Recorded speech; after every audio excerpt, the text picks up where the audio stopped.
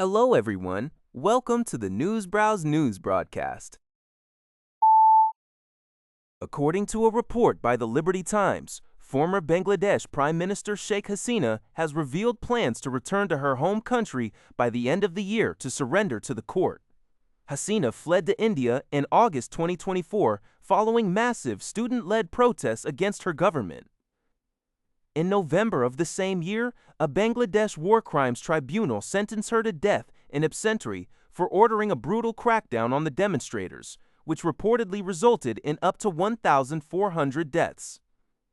In a phone interview with Reuters, Hasina stated that she and other senior officials of her party, the Awami League, plan to return and face the judicial system together. She acknowledged the severe risks, including potential arrest or death, but expressed her desire to be in her homeland where her parents are buried. Hasina denied the charges against her and criticized the legal proceedings, stating she wants to prove the absurdity of the court's actions. Additionally, she defended her long tenure, urging that the public, rather than the current administration, should be the ones to judge her government's record. According to Yaghi Press, the European Commission announced a preliminary finding on July 10 that Meta's Instagram and Facebook social media platforms violate the European Union's Digital Services Act, DSA.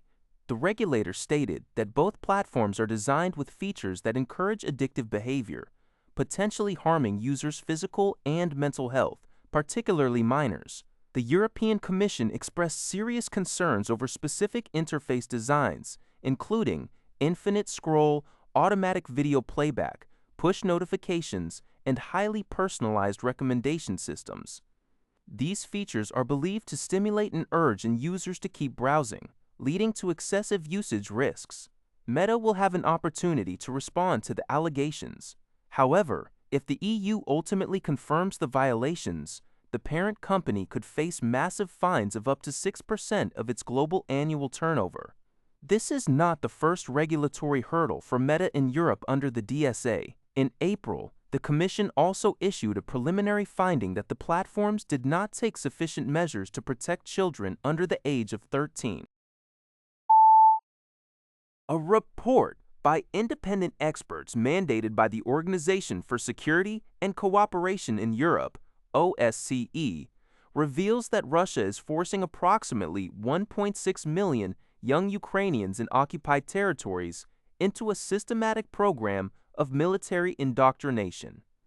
GJ Press reported that the researchers uncovered evidence of training camps and compulsory classes where children are taught to handle weapons and drones. Some young adults have reportedly been drafted and sent directly to the front line.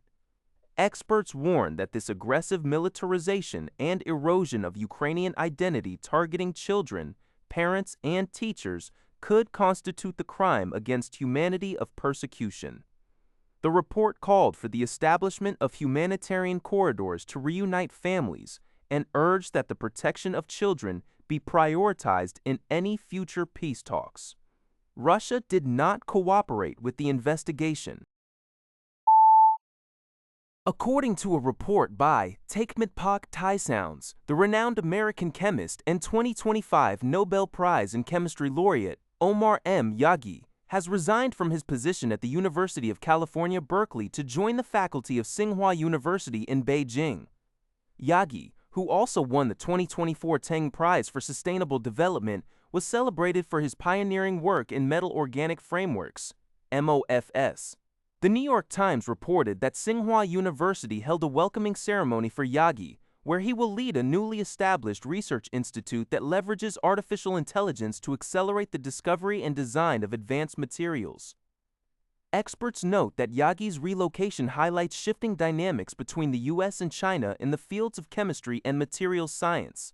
China's massive budget allocations and recruitment efforts are successfully attracting top global scientists, while researchers in the U.S. face increasing interference under the Trump administration's immigration and scientific funding policies. Yaghi, who was born into a Palestinian refugee family in Jordan, has previously expressed deep concern over how these U.S. policies could undermine the country's scientific excellence.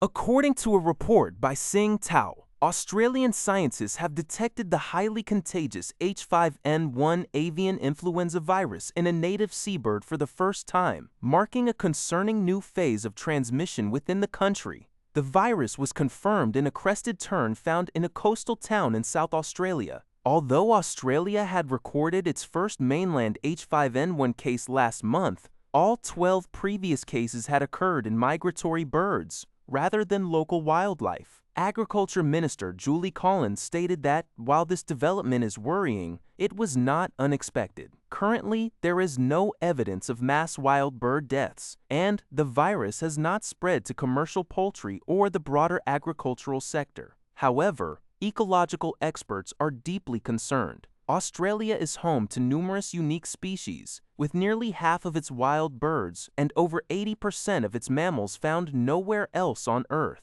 The spread of the H5N1 virus to resident wildlife poses a severe threat, potentially accelerating extinction risks for these vulnerable and irreplaceable local species.